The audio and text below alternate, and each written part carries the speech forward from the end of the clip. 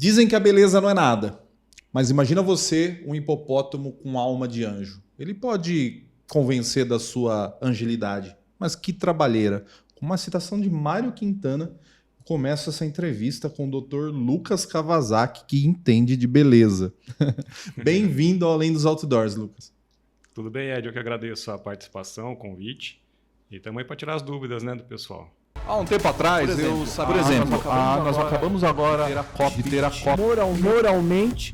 Então que eu fala de tenho ali melhora. um Você já desligamento acompanhou pacientes? Isso é pertencimento. paciente, Isso é outro mas processo. outro processo. Eu citei Toda vez que eu trabalhei dele, na hora de Frank sair, Zappa, eu mostrava o mas cartãozinho. eu acredito no sexto Ah, Roberto Carlos, Mano Brown. Eu gosto. Ficavam nessa aí, vinha pra cá, ficava um tempo, ia pra lá. Vitória, como que é ser Miss, assim? Diretamente dos estúdios da Pureza Filmes, aqui no Dual Cowork, começa mais um Além dos Outdoors. Esse que é o maior programa de entrevistas do Centro-Oeste Paulista. Lembrando sempre que você pode nos acompanhar pelas TVs, rádios parceiras, mas também pelas plataformas online, como YouTube e Spotify. A nossa localidade aqui no DUI é um local muito interessante para você conhecer. Você que tem um empreendimento, é um profissional liberal, você pode vir aqui no DUI fazer esses atendimentos. É um lugar que tem salas para alugar, é um cowork, com recepção, com café, com toda a estrutura, com ar-condicionado, com TVs nas salas, cadeiras confortáveis que você pode usar para o seu empreendimento e está tudo pronto, né? Você não precisa montar um escritório e ter custos com isso. Bom, vamos para a entrevista. Doutor, me explica, vamos começar. Você é um cirurgião plástico. Isso. Mas fora do ar, você estava me contando que você começou com um transplante capilar. Fazendo transplante capilar. Eu, né, tô quase precisando de transplante capilar. Me explica aí na teoria assim, como que funciona, o que é um transplante capilar, como que é feito assim. Então, como você falou, eu comecei com o transplante capilar aqui em Bauru, né? Eu sou cirurgião plástico de formação, né? Sempre atuei como cirurgião plástico, mais na cidade de Limeira, não sei se você conhece Limeira, próximo ali de Campinas, né?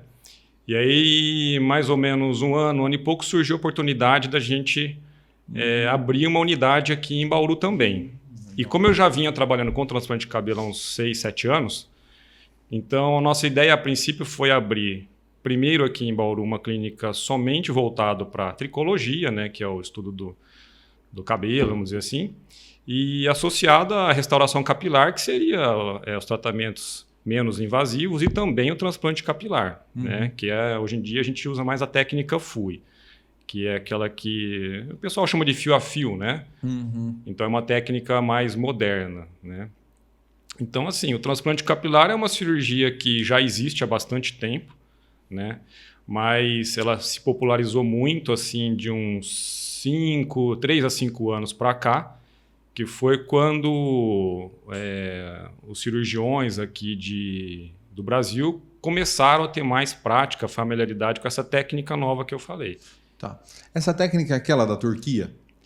Isso. Tá, porque antes virou a mania, né? Assim, vamos para a Turquia colocar cabelo. Agora não precisa mais ir para a Turquia. Não, assim, o pessoal ia muito para fora, principalmente para a Turquia, que lá virou um centro de referência, né?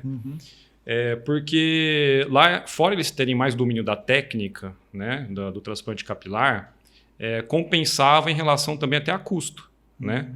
Porque ao mesmo tempo que no Brasil eram pouquíssimos profissionais que tinham familiaridade com essa técnica nova, o custo daqui era muito caro, né? A cirurgia no Brasil era extremamente elevado o valor dela. Então compensava o pessoal aproveitar, fazer um turismo lá fora, fazia um transplante capilar e voltava para o Brasil. E mesmo assim ainda ficava mais barato do que era aqui, né? Mas hoje essas coisas inverteram. Então, o dólar a 5 e pouco não compensa. Dólar alto, tudo encarece, né? Passagem aérea, estadia, tudo fica mais caro. E também aqui o valor da cirurgia hoje é bem mais acessível, né? Sem contar que a gente domina a técnica hoje tão bem quanto eles lá fora, né? Não tem diferença ou às vezes aqui até melhor, dependendo do profissional que está executando, né? Eu já vi vários vídeos de transplante de cabelo e vou falar para você que me dá um pouco de arrepio, assim, de ver aqueles pontinhos, Isso, né? Me explica assim como é. É realmente tira aquele negócio, aquele bigatinho que põe lá. O que é aquilo Isso. lá? Se você olhasse, quando a gente faz a retirada, né, das unidades foliculares, a gente chama de unidade folicular, né, ou bulbo, né, que é mais comum falar. Quando a gente retira o bulbo, a gente retira um por um, né, que é essa técnica nova, né, que o pessoal chama de fio a fio, mas é a extração unidade por unidade. Então, antigamente fazia aquele corte, né? A técnica antiga chamava fute, né? Fazia um corte, então ficava uma cicatriz grande, né, que ia de uma orelha até a outra. E essa cicatriz, via de regra, assim, ela coçava muito no pós-operatório, ficava alargada, então, se o paciente cortasse o cabelo um pouco mais curto, ficava visível. Então, assim, essa técnica praticamente hoje quase não se utiliza mais. Então, essa que a gente faz hoje, que é o que você falou, que tira um a um, a gente usa um aparelho, né, que a gente chama de extrator ou rotor. Ele lembra muito o aparelhinho de dentista. Né? Só que na ponta, em vez de ter uma broca, igual de dentista, a gente usa a gente chama de punch, né? Ele é como se fosse um cilindrinho oco. Então, a média que a gente utiliza hoje é na faixa de 0,8 até mais ou menos 1 milímetro de diâmetro. Então, pra você ter uma ideia, ele é bem pequenininho. Então, a gente entra um por um e extrai um por um. Então, a gente perfura, depois tem que extrair com a pinça. Então, por isso que é uma cirurgia demorada, né? Ela é trabalhosa e demorada. Aí esse folículo é aquele negocinho branquinho. É o que você falou, parece um bigatinho. Parece um bigatinho. Quando a gente separa, né, que a gente coloca, acondiciona no soro fisiológico ali gelado e tal, na hora que você olha realmente aquele monte de cabelinho junto, parece um monte de bichinho, né? Um monte de bichinho. Na foto até é meio estranho. Tá muito popular esse tipo de cirurgia. Todos os caras que têm umas entradas mais avantajadas estão fazendo. Aí eu tenho muita curiosidade. Aí vai lá e você tira do redor onde normalmente o pessoal tem mais cabelo para colocar em cima, que normalmente é o lugar onde fica mais careca, né? Sim. Aí do lugar que tirou não nasce mais o fio, porque você tirou de lá. Essa é uma coisa bem importante que você está falando, tá? E muito paciente não tem essa ideia. Como a gente está extraindo, vamos dizer, grosseiramente falando, eu estou extraindo ali o bulbo com raiz e tudo, é que nem uma planta. Se eu tirar uma planta com a raiz toda, ela não vai voltar a crescer mais. É igual o cabelo. Então, o cabelo que a gente retira ali, ele não vai nascer de novo. Por isso que a gente tem um limite, né? A gente tem que avaliar o caso, a gente chama de área doadora, que é de onde a gente vai retirar. Então, a gente tem que avaliar a quantidade que a gente consegue retirar sem ficar falho local também. Porque não adianta também pesar a mão, que a gente fala, né? Retirar muito e depois, quando o cabelo começar a crescer onde a gente retirou, ficar muito com baixa densidade, né? Muito ralo, ou até mesmo ficar falha. Então tem toda uma técnica, não é tão simples, vai retirando, a gente vai, tira um, pula outro. Porque aí, quando o cabelo volta a crescer de novo, os que ficaram tampam esses que a gente retirou, não fica perceptível. Entendi. E a gente sempre deixa uma reserva, né? A gente calcula e deixa uma reserva, se precisar fazer um complemento, um outro procedimento, a gente ainda tem um pouco para retirar dali. Entendi.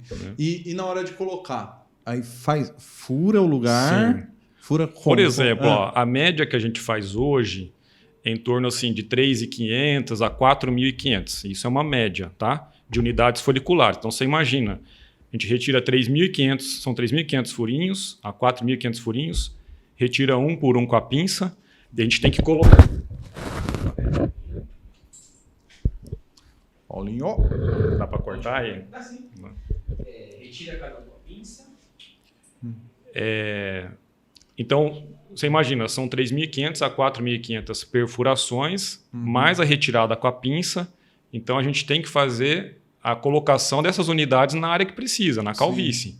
Então, eu preciso fazer mais 3.500 a 4.000 microincisões que a gente fala, que a gente usa uma lamininha de mais ou menos em torno também de 1 milímetro até 1,2, né?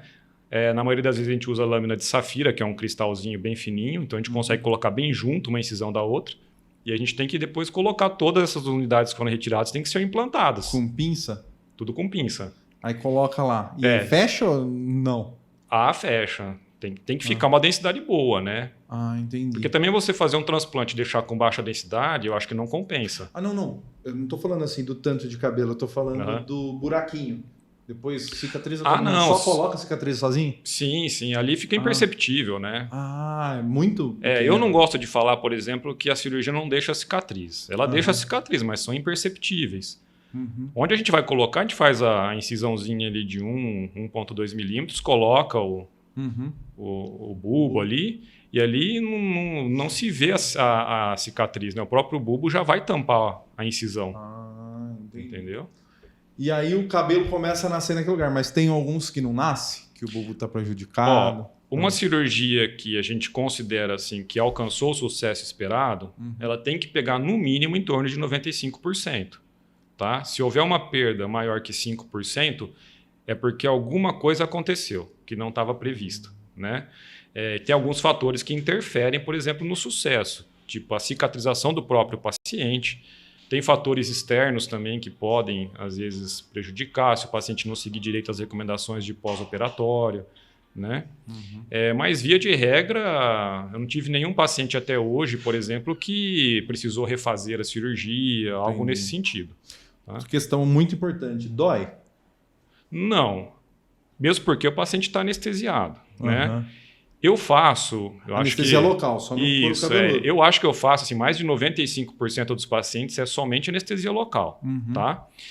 A gente faz alguns bloqueios de nervo, tanto na região da nuca quanto na testa aqui, que já bloqueia bastante parte da inervação que vai para o couro cabeludo. Mas toda a área que vai ser feita a cirurgia, a gente complementa, né? Faz uma infiltração ali de uma solução que é padronizada, né? Com anestésico, com um pouquinho de adrenalina ali para não ter um sangramento. Então, assim, o paciente, obviamente, ele vai sentir algumas picadinhas do começo da anestesia. Mas uma vez que a gente faz o bloqueio, a cirurgia praticamente é indolor. E quantas horas? Eu sei que demora bastante, né? Demorava mais, aliás, né? Hoje, uma cirurgia, por exemplo, eu gosto de começar cedo a cirurgia, tá? Então, assim, vamos dizer que por volta de 7, 7h30 a gente está começando a cirurgia da manhã. A média hoje de término nosso é por volta de 3, 4 da tarde. Claro que tem uma variação dependendo de cada caso, a quantidade que tem que ser extraída e implantado, né? Mas para você ter uma ideia, no começo, quando a gente começou a fazer a cirurgia, que até a equipe está bem treinada, né? A gente demorava, às vezes, 12 horas de cirurgia ou até mais. Né? Começava cedo e terminava, às vezes, 7, 8, até mais tarde assim, da noite. Né? E conforme a gente vai pegando experiência prática, né? A gente vai aprimorando até na questão de tempo também. Né? Aí o paciente fica lá acordado, olhando para o teto? Não, a gente faz anestesia, né, nos locais, mas a gente dá um comprimido que não é um sedativo.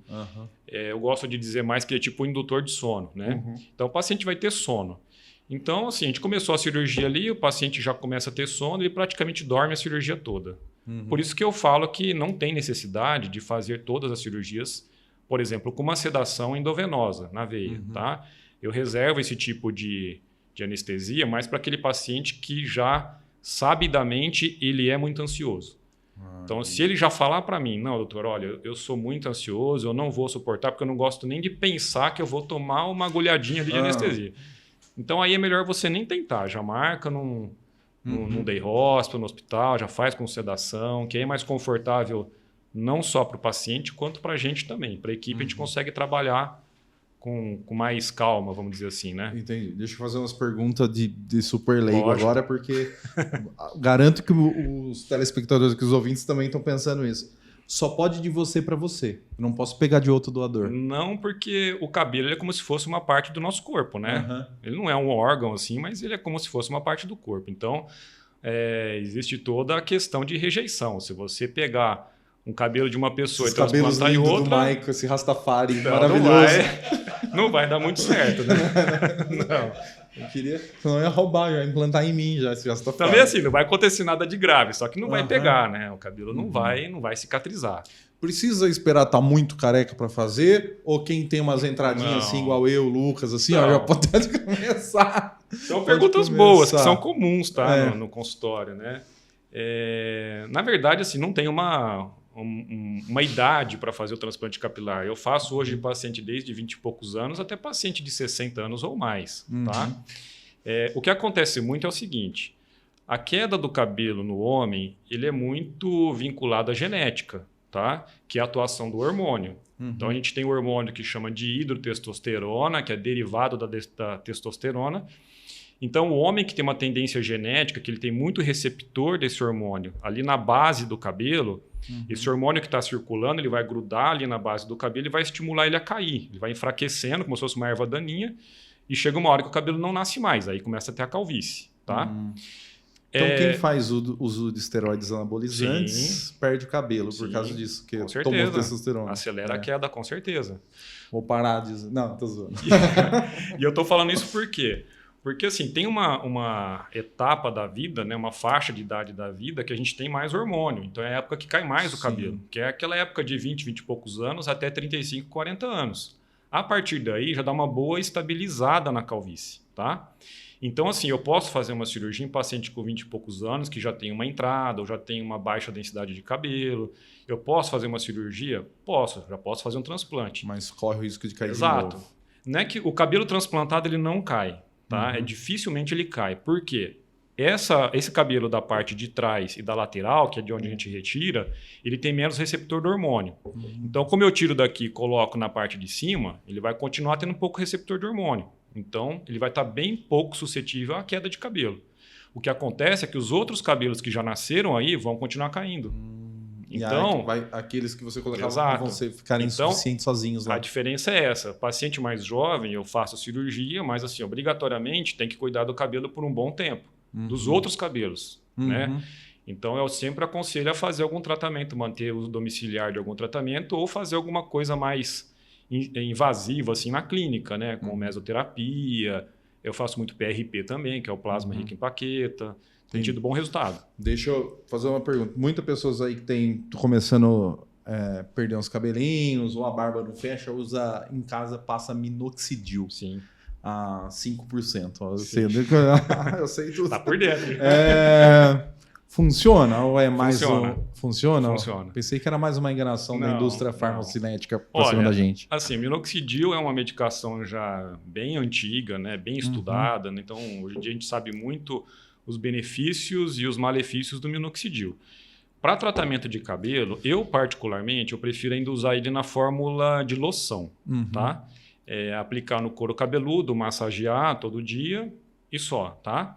Eu ainda acho, na minha opinião pessoal, que o minoxidil ainda é o melhor produto para controlar a queda de cabelo, às vezes até estimular aquele cabelo que está muito fraco, ele crescer novamente, tá? Hoje em dia tem se usado muito o minoxidil comprimido. Né? É um tratamento mais novo, tá? Eu ainda tenho um pouco de pé atrás de usar o minoxidil comprimido, porque a atuação dele vai ser sistêmica, vai circular no corpo todo. Então ele acaba estimulando o crescimento de pelo no corpo todo, tá? Sem contar que minoxidil, teoricamente, ele tem um pouco de efeito vasodilatador, ele pode influenciar um pouco na pressão sanguínea do paciente. Então, eu ainda tenho um pouco de receio. Eu sempre tenho resultado muito bom com minoxidil loção. Paciente que não tem medo, né, ou receio de usar o finasterida, que é o comprimido, também tem um resultado muito bacana, associar esses dois. A finasterida é um pouco só resistência à finasterida porque falam que causa libido. Impotência sexual. Impotência, assim, nem tanto, mas ele abaixa a libido, né? A libido, né? Isso. Então, assim, tem uma boa parte de paciente que refere que teve alteração nessa parte, mas muitas vezes o que eu percebo é que o paciente ele fica mais pensando que vai ter o efeito colateral e acaba tendo, entendeu? Porque a dose que se utiliza do finasterida para uso assim de queda de cabelo é muito pequena, tá? É uma porcentagem muito, muito, muito pequena, assim, que é descrito na literatura médica, vamos dizer assim, né? Que é uma porcentagem muito pequena que vai ter esse tipo de efeito colateral. Então, na minha opinião, não justifica muito o paciente não querer tomar o finasterida. Mas eu não sou, se o paciente falar, não quero tomar, eu também não insisto, né? Entendi. Eu acho que as minhas dúvidas sobre implante capilar... eu tenho uma dúvida. É muito caro? Assim, então, Ed, assim, a gente não pode falar em valores, né? Eu não posso divulgar valor, não posso falar valor, porque o nosso órgão de classe, o CRM, não, assim... Sim, porque seria propaganda, permite, né? Fala assim, vai lá que ele faz por tanto. Eles consideraria, tipo, mercantilização, né? Então, a gente não pode divulgar. Mas, por exemplo, já foi muito mais cara do que é hoje. Uhum. Né? E hoje em dia a gente tem formas de parcelamento também. Então, é uma cirurgia que acaba sendo bem acessível, tá? Que será é que nada é do bem outro acessível? mundo, não, né? Será que é bem acessível para quem formou em medicina igual ele, Paulo? Ou bem acessível que os publicitários pobres igual nós?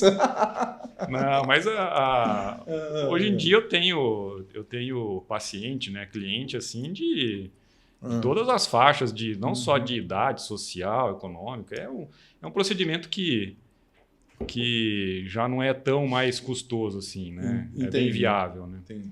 Doutor, fora do ar, eu estava comentando aqui com ele, doutor é cirurgião plástico e não faz só o implante capilar, é mais das cirurgias que ele faz, né?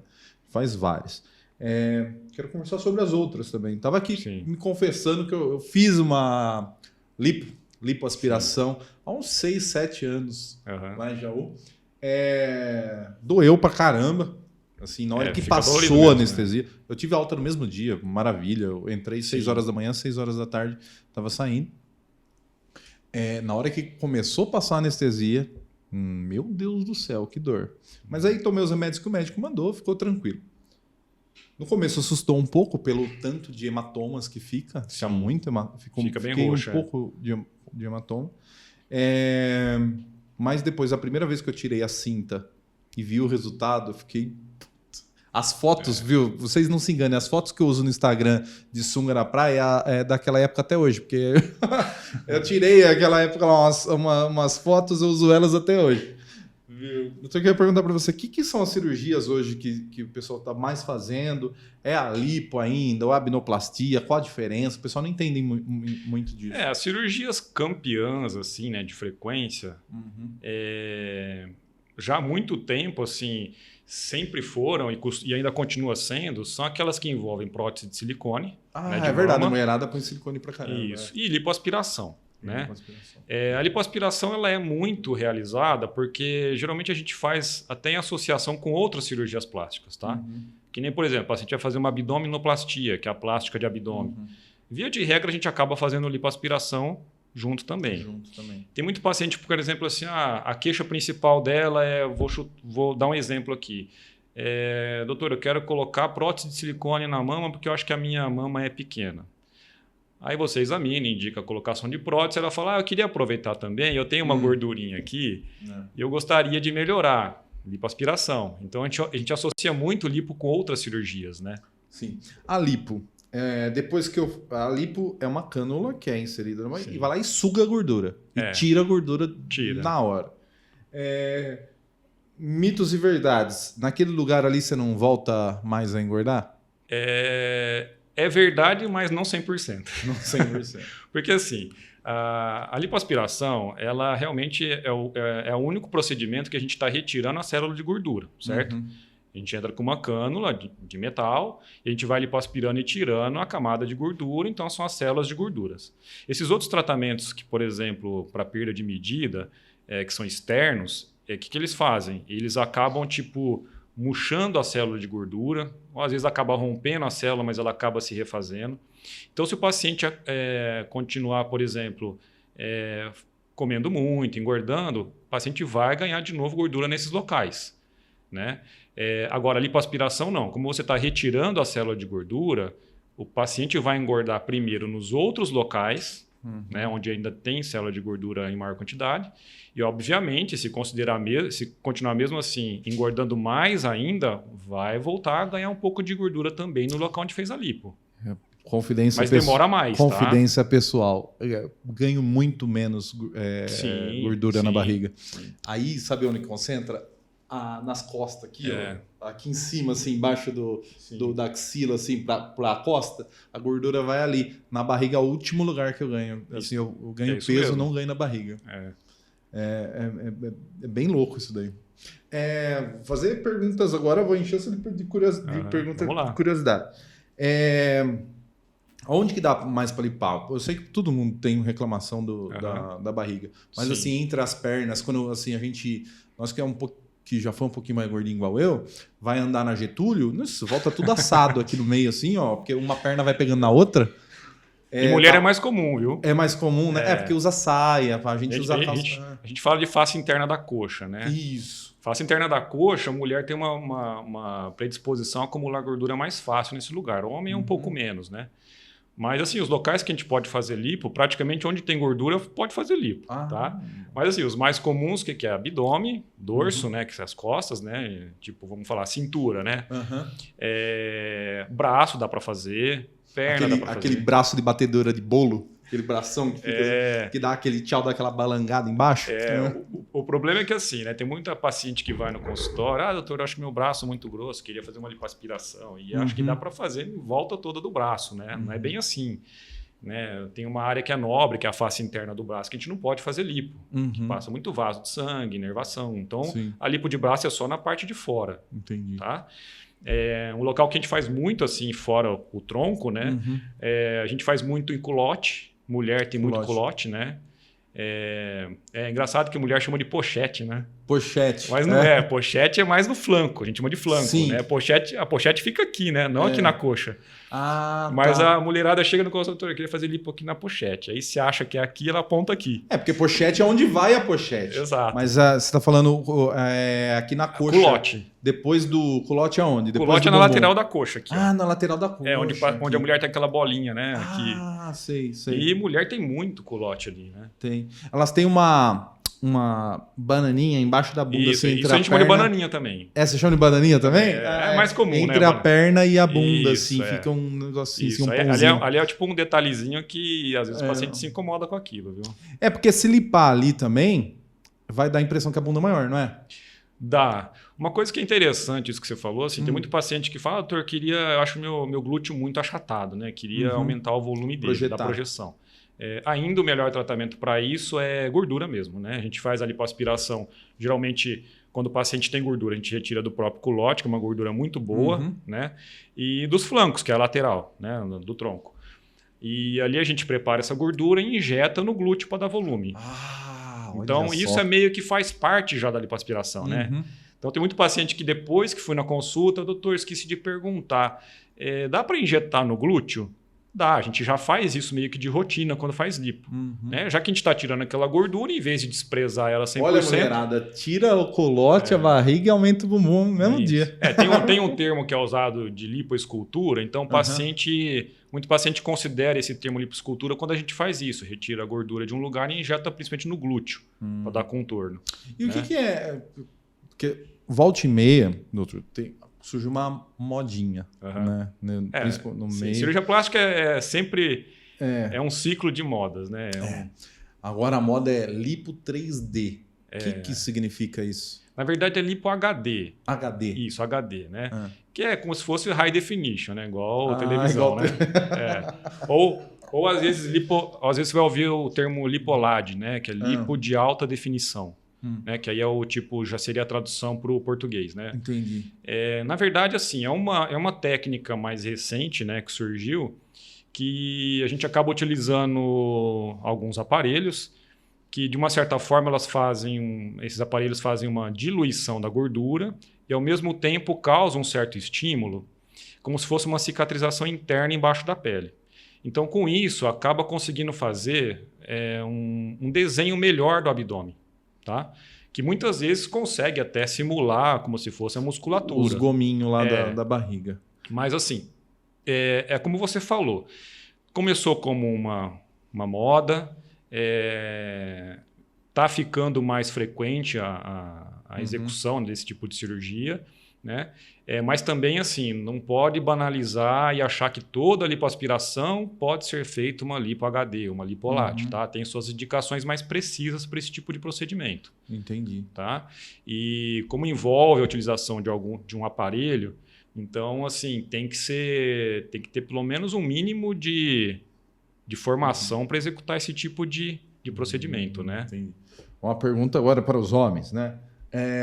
Dá para fazer lipo na região peniana, assim, a fim de diminuir a gordura e isso projetar o pênis para fora, ganhando alguns centímetros? Na verdade, não seria lipo no pênis ali, né? Seria no pubis, que é a parte de cima. Naquela testa em cima. Não, dá, ali sim. Dá. A mulher também a gente faz muito, tá? Ah, é? É, porque mulher fica aquela bolinha aqui em cima, né? Ah, sim. E mulher, aquilo ali incomoda muito também, né? Incomoda, que fica marcando, parecendo que é outra sim, coisa. até, né, tipo É. autoestima, até para relação, acaba atrapalhando, né?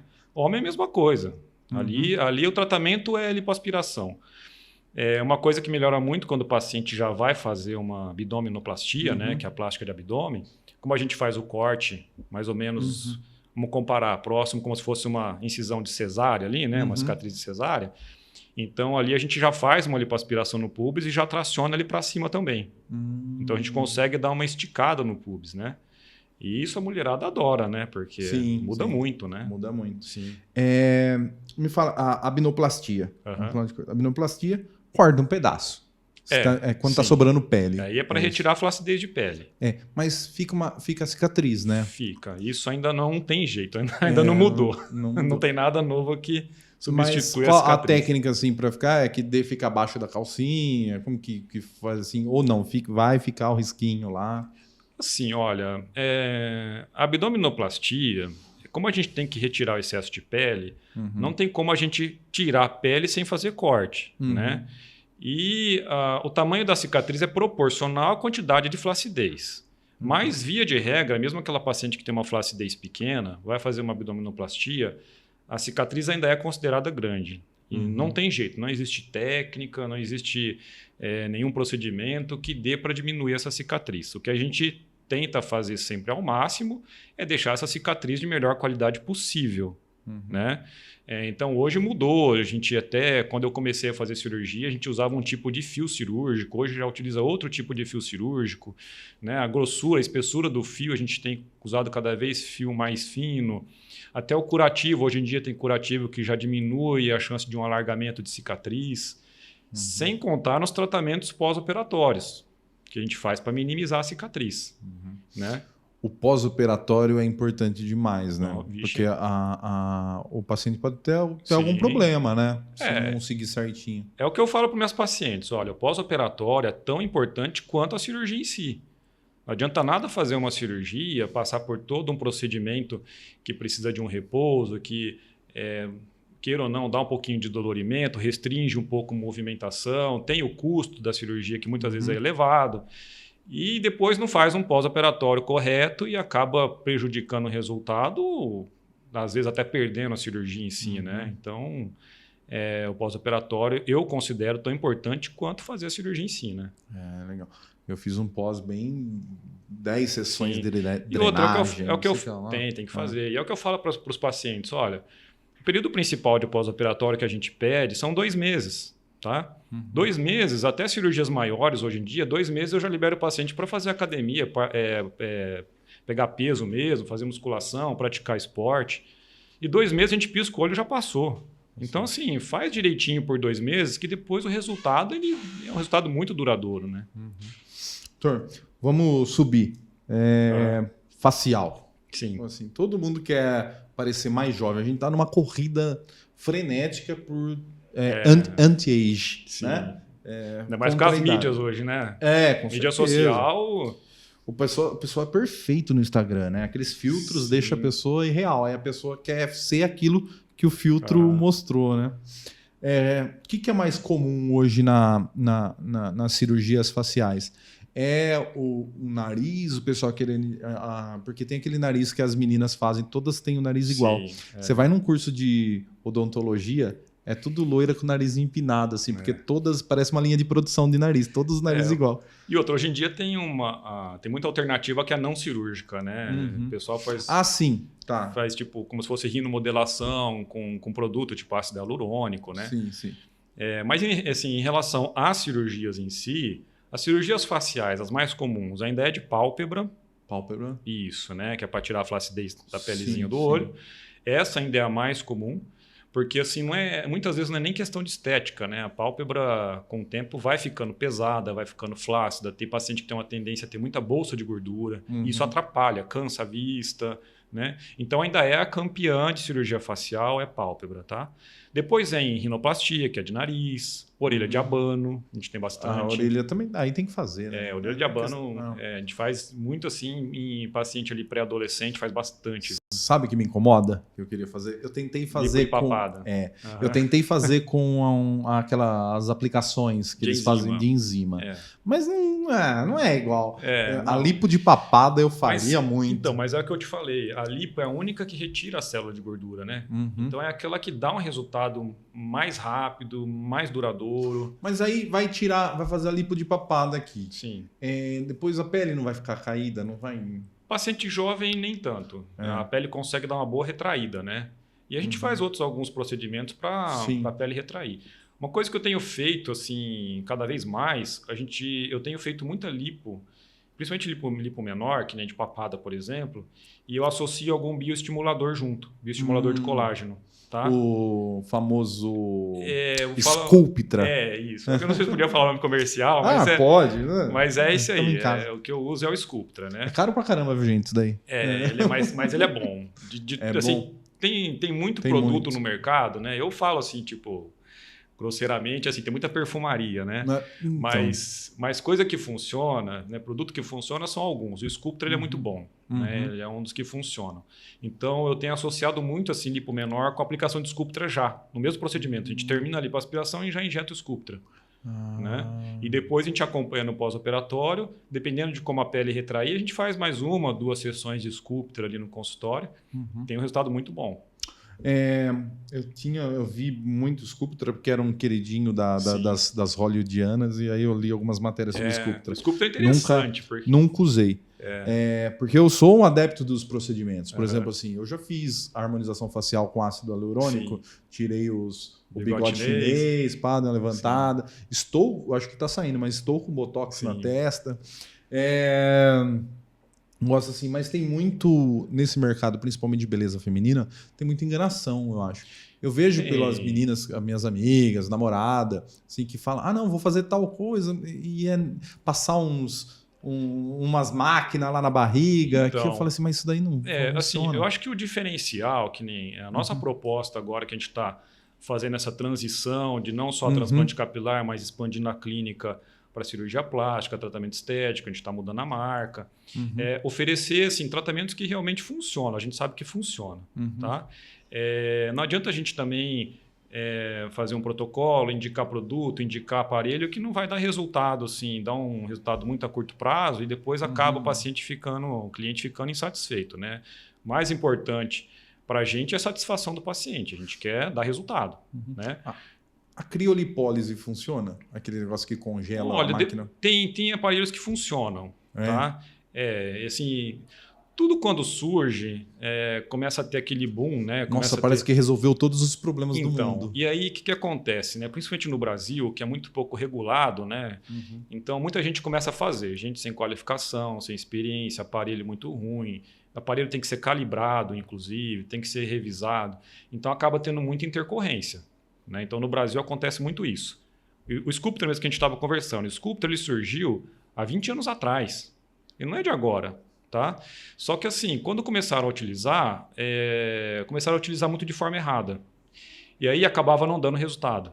Né? Aí ele parou de usaram por alguns anos, parou. E agora, de uns 5 anos para cá, que voltou a ser muito utilizado. Porque o pessoal descobriu como faz, começou a fazer do jeito correto e começou a dar resultado. E ele é muito bom. Né? Ele serve para todas as partes do corpo? Para rosto também?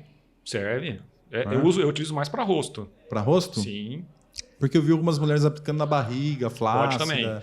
É um tratamento assim, um protocolo que a gente tem para a região do abdômen, que as mulheres chamam de umbigo triste, né? Isso. Porque com o tempo, o que acontece? Aquela flacidez que é em cima do umbigo, supraumbilical, ela começa a descer e ela cai, e o umbigo ele é preso, né? Como o umbigo é preso lá na musculatura do abdômen, então ele não desce junto com a pele. Então a pele acaba caindo por cima dele. Então ele fica aquele aspecto de umbigo triste. Então a gente tem um protocolo que a gente faz, né, de aplicação de Sculptra naquela região, em cima do umbigo, que a pele com o tempo dá uma boa retraída. Então melhora esse aspecto. Porque ele acaba estimulando o colágeno dá uma retraída e melhora aquela flacidez ali. Agora, nada é mágico também, né? Tudo tem um limite. Flacidez muito, assim, grau médio ou grau já avançado, O Sculptra, não, abinoplastia, aí né? tem que ser algum tratamento mais invasivo, assim, incisivo, para tratar a flacidez, né? Tá na internet, rodando na internet, tá famoso esses dias, os procedimentos que o Marrone, do Bruno Marrone, fez. Sim. Ele fez muitos procedimentos na cara. O que é o lifting facial? Assim, puxa a pele, aquela esticada, que fica com a cara igual do João Dória. A cirurgia, assim, o tratamento de flacidez facial, ou de ruga que a gente fala, né? Estou falando do ponto de vista cirúrgico, ele tem o nome de facelifting, né? Que o pessoal às vezes conhece mais, ou ritidoplastia, que a gente usa mais no meio médico, né? Aí é um tratamento mesmo já mais definitivo para flacidez. Né? É um tratamento, eu considero, na minha opinião de cirurgião plástico, é a cirurgia, assim, eu gosto muito, mas eu considero a cirurgia mais, não diria trabalhosa, mas aquela que você tem que ter o maior cuidado possível na execução. Primeiro que você está trabalhando no rosto da pessoa, né? E segundo que é uma área muito sensível em termos de inervação, vascularização, né? Que são os vasos de sangue. Então você tem que saber muito bem de anatomia, né? Você tem que ter uma visão, vamos dizer assim, tridimensional e de raio-x ali da face, né? Enquanto você está fazendo a cirurgia, né? Mas quando ele é bem executado, o resultado é muito bom. Aí praticamente você não... Os outros tratamentos tipo não cirúrgicos são mais para um refinamento, um detalhe. Porque a cirurgia mesmo já trata a flacidez do rosto todo. Né? E cicatriz? A cicatriz, ela parece grande, porque a gente começa na frente da orelha, né? A gente contorna bem a bordinha aqui da orelha e vai até na parte de trás dela. Aí toda essa pele, né, da linha da orelha, passando por aqui até o pescoço, a gente descola toda essa pele, fica toda descolada. Aí a gente tem os pontos de tração, né, que a gente faz e puxa tudo para ao redor da orelha. Então, porque se a gente for tirar em outros locais, onde a gente tiver que cortar, fica a cicatriz. Então, o único lugar que a gente consegue esconder a cicatriz no rosto é na bordinha da orelha. Na bordinha da orelha. Entendeu? Então, assim, a longo prazo, isso eu digo 6 meses até 1 ano, essa cicatriz fica bem assim, aceitável, né? Ela fica geralmente um risquinho. Então, só vai perceber se você mostrar para a pessoa, olha, eu fiz cirurgia, tá vendo a cicatriz? Mas no dia a dia, conversando com as pessoas, você não percebe que ela tem uma cicatriz ali. Entendeu? Entendi. Ô Paulo, só fica feio quem não tem dinheiro. Às vezes. Sempre tem alguma coisa para fazer, né? Tem algumas pessoas que são viciadas em procedimentos estéticos, né? Isso é um problema também, né? O que acontece muito, assim, eu não diria nem, assim, paciente viciada em cirurgia, eu particularmente nunca tive no consultório. O que tem muito, isso não é pouco não, é paciente que faz uma expectativa diferente do que você vai conseguir entregar de resultado. Né? Então, paciente que está criando uma expectativa muito alta ou fora da realidade para o tratamento que você está propondo a fazer, eu particularmente prefiro não realizar. Tá? Eu explico, olha, eu não vou conseguir alcançar o que você está querendo, então, infelizmente, eu não tenho como ajudar. Né? E nesse ponto, assim, eu gosto de ser bem assim, direto com o paciente, deixar ele bem ciente do resultado que a gente está propondo alcançar. Porque eu acho que assim, todo tratamento, não só a cirurgia, quanto o tratamento estético, tem que ter participação do médico e do paciente. Né? Então, assim, tem que ser uma coisa muito bem definida entre os dois. Né? Eu não gosto de indicar coisa que o paciente não quer, entendeu? E também não gosto de fazer tratamento só porque o paciente quer. Nas mulheres, eu acho que principalmente deve ter a paciente que procura um procedimento e você olha e acha que ela não precisa também, né? Tem muitos. Sim. Pô, já tá bom, não precisa mexer mais, né? Existe um termo que a gente, médico, né, que seria dismorfismo, né? Que é aquela paciente que se olha no espelho, por exemplo, e enxerga outra coisa. Então, assim, é o que você falou, às vezes a paciente tem um nariz perfeito, por exemplo, doutor, meu nariz é horrível, ele é enorme, eu queria mexer, então, né, isso aí já tem casos que às vezes é só um mau entendimento da pessoa ali do paciente, mas tem casos que já é patológico, né, já é uma doença mesmo. Então, o cirurgião ele tem que estar muito bem atento para diagnosticar isso, né. Quando eu fui fazer minha harmonização lá atrás, nunca mais fiz. Saiu já, né? Porque sai. Ele é sai temporário. Com 1 ano e meio sai, né? Sim. tinha a opção de outra que não saía. Ah, sim. Não, isso aí é... Se for o que eu estou imaginando, que é o PMMA... PMMA. Isso. Mas aí falaram, não é mais aquele PMMA, é um mais moderno, que não sei lá, mais... Olha, é assim, a gente, né, tem uma tendência a não utilizar o PMMA, tá? Ou metacrilato, né, que a gente fala. Também é um produto já bem antigo, tá? Quando ele surgiu, começou a ser muito usado no Brasil, a gente não sabia, assim, no início, os riscos que ele tinha, né? O que poderia causar de problemas futuros, né? Tanto que quando eu lembro desse boom do PMMA, eu estava na residência de cirurgia plástica, isso ali, começo de 2000 e pouco, né? Então utilizou muito no Brasil, né? Só que assim, ele dá muito problema, né? Dá muito problema. E como ele é definitivo, né? Ele não é absorvível, então assim, você injetou, ele fica para sempre. Se ele der algum problema de rejeição, de infecção, aí as consequências só arranca na faca. São desastrosas, né? Tem muita coisa na internet. Se você procurar, você vai ver um monte de caso mal sucedido. Porque com o hialurônico, sim. Ele sai com outra injeção, né? Você aplica e ele sai. Hoje em dia, porque assim, ó, o que a gente tem, né? Quando eu comecei lá atrás também, tinham dois tipos de tratamento que era meio padrão. Não tinha muita opção, né? Tinha pouco produto, pouco tipo de tratamento. Era Botox, né? Que é a toxina botulínica, e os preenchedores, que é para dar volume. Os preenchedores, ainda o ácido hialurônico é o mais comum, é o mais utilizado, é o mais estudado, é o que você falou. Existe uma enzima que chama hialuronidase, né? Que caso o paciente tenha algum problema com ácido hialurônico, né? Porque se você... intercorrência que pode acontecer com qualquer profissional, mas aqueles mais treinados têm menos. Mas pode acontecer, por exemplo, de você fazer uma embolização, injetar dentro de um vaso sanguíneo. E aí esse vaso sanguíneo ele entope, corta a circulação de sangue para a região e pode evoluir até com necrose da pele, né, naquela região. Então aí tem o ácido hialurônico que a gente injeta, ele dilui a hialuronidase que a gente injeta e ele meio que dilui o ácido hialurônico. Então ele de uma certa forma é um antídoto, né? O PMMA não existe isso. Você injetou, não tem como tirar mais, só com cirurgia, né? E mesmo assim não se consegue retirar tudo, né? Tira parte. Isso. Tem outra técnica, vou falar um pouco mais de Botox depois, mas tem outra técnica que é a própria gordura para preencher. Sim. Essa daí dá certo? Dá certo. É que assim, hoje em dia, os produtos são tão melhores do que eram no passado, até o próprio ácido hialurônico evoluiu muito, né?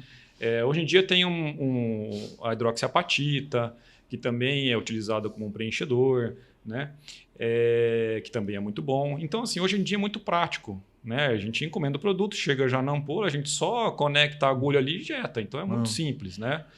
A gordura não. A gordura você tem que fazer uma lipo, tem que retirar, fazer uma pequena lipo em algum lugar. Você tem que tratar essa gordura, né? Muitas vezes centrifuga, ou você tem tipo de um filtrinho, né? Que você passa para deixar ela mais fininha, como se você fosse tipo passa numa peneirinha e diminuindo ela. E aí você injeta também. O problema da gordura é o seguinte, é muito bom porque é autólogo, né? É da própria pessoa. Então não tem risco de rejeição, né? Sim. Só que, por exemplo, uma boa parte da gordura ela é reabsorvida. Existe esse perigo, né? Que pode acontecer. Então você injeta, por exemplo, 10 ml de gordura, pode ser reabsorvido 7, 8 ml. Os produtos tipo ácido hialurônico, hidroxiapatita, por exemplo, já não acontece isso. Que o ácido hialurônico, eu já fiz uso assim. Um dia depois, eu acordei assim, olhei no espelho e eu achei, nossa, ficou muito bom. Aplicou um pouco aqui ainda para dar uma levantada, né? Sim. Mas aí sai. E aí você tem que gastar de novo. Ele dura assim, 1 ano, 1 ano e meio, tem que fazer. E é caro. Não é é muito caro, mas é relativamente caro. Hoje em dia, o que a gente faz assim. Antigamente, o paciente ia no consultório, na clínica, falava assim: doutor, eu quero aplicar Botox. Beleza, a gente ia lá aplicar o Botox. Doutor, eu quero preencher o bigode chinês. A gente ia lá e preencher o bigode chinês. Hoje em dia é assim: o paciente vai, a gente analisa o rosto como um todo e indica um protocolo de tratamento. Então, hoje em dia é raro o paciente já ir querendo fazer alguma coisa. Ele quer que a gente melhore o rosto dele. Então, aí que surgiu esse termo de harmonização facial, né? Eu prefiro reestruturação facial, o termo acho que é mais apropriado. Que aí a gente acaba indicando um protocolo. Então, é raro hoje o paciente lá, quero só aplicar Botox, né? A mulherada adora colocar hialurônico nos lábios, né? Sim, muito com aquela comum, bocona pra de preencher, Angelina aumentar o Jolie. lábio. Sim, sim. Então, hoje em dia, assim... Algumas perdem a mão, né? Fica aqui. Sim. Então, mas aí que tá, eu acho que o profissional que for executar o tratamento, ele tem que ter esse limite também, né? Se ele achar que já está passando do bonito para ficar exagerado, ele tem que falar para o paciente, né? Uhum. Mas agora, é uma coisa assim, que eu já... Aí essa eu fiz várias vezes, Botox. Sim, eu faço também. Você faz também? Tô precisando fazer, aliás. Porque é bom para prevenção, né? Sim. Muitas pessoas falam assim, confundem o preenchimento com o Botox. Muito. Fala assim, não, você fez Botox, é para tirar a linha. Não, Muito. não. Se você já tem a ruga, ela vai ficar. Botox Exato. é para prevenir que não tenha ruga. Que tem de paciente que chega lá e fala, doutor, eu queria fazer Botox aqui, aponta a testa, queria fazer Botox aqui, né? Ele confunde, não é. O Botox, ele não tem efeito de preenchedor, ele não é volumizador. Ele é um líquido, a gente dilui ele com soro fisiológico, tá? O Botox, ele serve para paralisar ou diminuir a força do músculo. É isso que ele faz, tá? Então, ele não vai preencher a ruga. Então, assim, o correto do Botox, na minha opinião, é o paciente começar a aplicação antes de ter a ruga já ali presente. Perfeito. Porque tem dois tipos de ruga, que é a ruga dinâmica e a ruga estática. A dinâmica é aquela de paciente jovem, que só forma quando movimenta. Isso. A estática é aquela de paciente mais de idade, que a ruga já está marcada na pele, que já virou uma cicatriz. Isso. O ideal é começar a aplicar antes dessa ruga ficar marcada. Porque então, aspecto de prevenção. Sem contar que a gente consegue arquear a cauda do supercílio. Então, isso dá um efeito muito bom, né? Eu gosto de Botox, né? Sempre gostei. E quem me perguntar, eu aconselho, já começa a aplicar jovem. Né? Uma coisa que é interessante, assim, a gente aplica o padrão a cada 6 meses, né? A duração dele. Paciente que aplica certinho a cada 6 meses, a gente consegue espaçar mais o tempo da aplicação. Eu tenho paciente hoje que eu aplico a cada 10 meses a 1 ano. Porque o músculo ele vai meio que enfraquecendo, né, com o tempo. Né? E o preenchimento já é outra coisa, né? O preenchimento já é o que a gente estava falando, é ácido hialurônico, hoje em dia tem hidroxiapatita, né? Que são para dar volume. Então, por exemplo... Dá uma consertadinha no nariz, aumentar a boca. Exato. Aí é o volumizador, aí não é Botox, tá? Botox não vai fazer esse efeito nunca, né? Perguntar outra coisa que com certeza eu sei, Paulo. Diretor avisando, vamos que o tema tem muita coisa para falar. Tem muita coisa, mas deixa eu fazer mais uma pergunta. Tem muitos garotos, principalmente quando ele está no adolescente, que tem a famosa tetinha. Sim. Que vai colocar uma camiseta, fica marcando ali. Tudo. Isso daí se resolve com o quê, doutor? Então, o nome médico é ginecomastia, né? Existe a ginecomastia verdadeira, que é aquela que é o aumento da glândula. O homem também tem glândula de mama, tá? Vamos dizer, como se fosse da mulher, só que ela é pequenininha, tá? Logo embaixo da areola. Eu fiquei horrorizado porque me disseram que chega a sair leite. Se você tiver com não sei que lá alto... Pode, mas aí às vezes já é uma doença, né? Mas o normal, assim, do homem que tem ginecomastia é aquela que surge na adolescência por conta dos hormônios, né? Sim. E não regride. Muitos têm na adolescência, passou a cascata de hormônio, acaba regredindo e não precisa fazer mais nada. Muitos permanecem com ela ali. Aí não tem jeito, o tratamento é cirúrgico. Tem que fazer cirurgia e retirar o excesso da glândula. O que acontece muito é que tem muito paciente que acha que tem ginecomastia, que é o aumento da glândula, mas na verdade tem o que a gente chama de lipomastia ou pseudoginecomastia, que é gordura. Não é aumento de glândula, é acúmulo de gordura. Ou às vezes tem as duas coisas, tem a gordura e tem a glândula. A diferença do tratamento é que, assim, quando tem gordura, é lipoaspiração. A gente faz lipo nessa região. Faz lipo no peito. Faz, tá? Quando tem a glândula aumentada, a cânula de lipo não consegue, porque o tecido, né, é duro. É fibroglandular, ele é duro, tá? Então a gente tem que tirar com corte mesmo. Aí a cirurgia ela é relativamente simples. A gente faz um corte na bordinha da própria areola ali, né, do bico do seio, como se fosse um sorrisinho ali. Por ali a gente descola e tira o excesso da glândula por ali. Então a cicatriz que fica, ela fica simulando a bordinha da areola, fica bem aceitável. E assim, isso daí para a autoestima do paciente muda muito, né? Porque é o que você falou, eu tenho paciente, por exemplo, que não tem convívio social, não vai em clube, não vai em piscina, não põe camiseta mais apertada, porque fica visível. Sim. Muitos queixam do estufamento do bico ali, né? Sim. Que o biquinho fica para fora.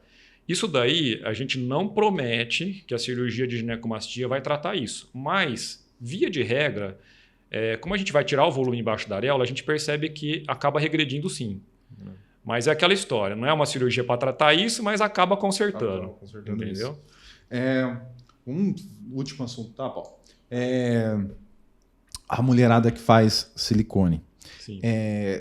Minha noiva tem silicone e todas as minhas amigas eram no grupo de muita mulher. Uhum. Todas colocaram no final. Sim. Assim. E eu ouvi uma reclamação em comum em todas elas. Era o seguinte: elas colocaram um tanto de ml e depois que passa o inchaço, assim, elas acharam, puta, devia ter colocado um pouquinho mais. Sim. É normal isso? É normal, é comum. É que assim, prótese de silicone também sofre muito por tendência de época, assim, né, de moda. No início, lá quando eu comecei, a gente usava prótese grande. Tá? Era normal você colocar prótese de 400 ml. Colocava muita prótese de 400 ml, 425, 450. Hoje em dia, são próteses consideradas extremamente grandes. Hoje a mulherada quer um peito menor. Isso. Né? Hoje a média que eu coloco é de 250 a 300, mais ou menos. A mulherada não quer mama muito grande. Né? E minha opinião pessoal, eu também não gosto de prótese muito grande. Tá? Eu acho que a prótese, a mama tem que ser harmônico com o paciente. Tá? Quando já parte para o exagero, ficar muito grande, até uma coisa que acontece muito é o paciente achar que ela engordou. Dá essa falsa impressão quando a mama fica muito grande. Muitos pacientes falam, doutor, nossa, parece que eu engordei, né? O pessoal olha para mim e fala que eu engordei, mas eu não engordei. É porque a prótese está muito grande. Mas só que tem outro efeito também. Quando a mulher coloca uma prótese grande, se ela tá com uma barriguinha, disfarça. Sim. Principalmente vestido, porque põe assim, fica aquele peitão aqui em cima, disfarça a barriga lá embaixo. Agora, você tá dando risada, Lucas? Agora o que acontece muito é assim, logo depois que você faz a cirurgia de prótese, a mama ela vai inchar um pouco. Isso. Então ela parece que ficou maior do que realmente parece que ficou gigante. A prótese ela acaba dando uma acomodada, a pele se acomoda, então ela tende a ficar um formato um pouquinho mais natural. Então a mulher acha que parece que ela diminuiu de tamanho. Não, é que ela deu uma acomodada, desinchou. Né? Então é isso que às vezes ela tem uma falsa impressão de que parece que a mama diminuiu. Sabe o que aconteceu com a minha vizinha? O quarteirão de trás de casa. Ela colocou o peito e aí descolou aqui no meio. Pode acontecer. Sim, forma tipo uma tenda. A pele. Isso. A gente tem lugar que usa esse termo como simastia, né? Mas na verdade a simastia é quando a cicatriz junta uma com a outra, mas enfim. O que acontece muito isso pode acontecer até na hora da cirurgia, tá? Se você tentar descolar, né? A gente fala descolar a loja, né? A pele por dentro para deixar uma prótese muito perto da outra, pode acontecer de você comunicar um lado com o outro. Porque a mulherada quer isso. Eles não querem o peito muito aberto, ela quer os peitos juntinho no meio. Mas eu sempre falo para os pacientes, a gente tem que deixar um intervalo de 1 a 2 dedos, tá? Porque senão pode acontecer isso na hora da cirurgia ou pode acontecer no pós-operatório. Até o próprio inchaço, às vezes, ali vai levantando a pele aqui do meio e ela forma uma tenda e depois ela não volta 100%. E para consertar isso é super difícil.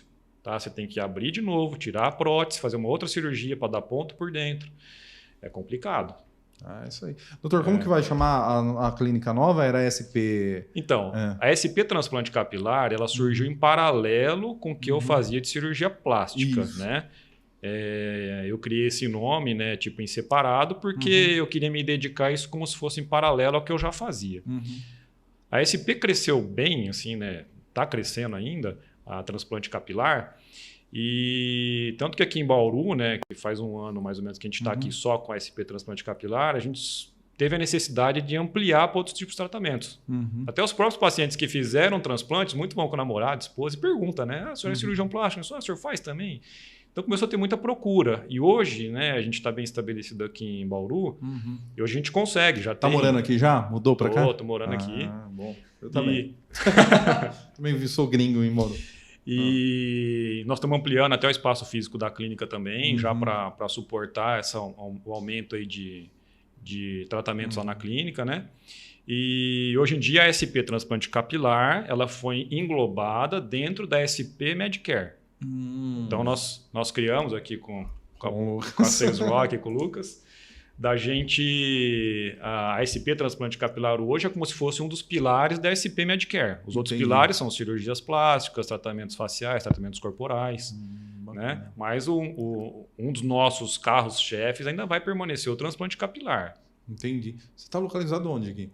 Sabe o edifício Prime Square? Na Sei, Getúlio? sei. Então ali. Ah, legal. É. Bacana. Aí nós bacana. estamos ampliando ali e vai ficar um espaço bem bacana. Bacana. Ô, Paulo, eu vou fazer tudo.